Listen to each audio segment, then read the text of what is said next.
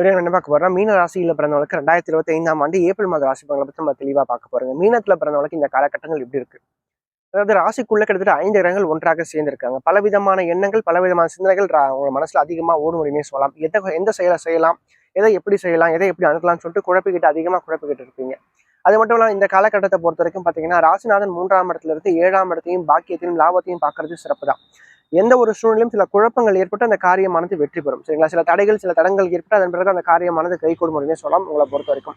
மேலும் இந்த மாதிரி 2வது பகுதியில் ராசிக்கு 2ஆம் இடத்துல சூரியன் உச்சமாகிறார். 6ஆம் அதிபதி 2ஆம் இடத்துல உச்சமாகும் போது வருமானத்தை கொடுப்பார். ஆனா அதே சமயம் குடும்ப வாழ்க்கையில கருத்து வேலை உண்டு பண்ணி கொடுப்பார். வார்த்தைகளால், வாக்குவாதங்களால் பிரச்சனைகளை உண்டு பண்ணி கொடுப்பார் இந்த சூரியன் சொல்லலாம். அப்போ பேச்சை குறைச்சிக்கணுங்க. ரொம்ப அதிகமா டாமினேட் பண்ணுவீங்க மற்றவங்கள. சரிங்களா? அதை கொஞ்சம் குறைச்சிக்கங்க.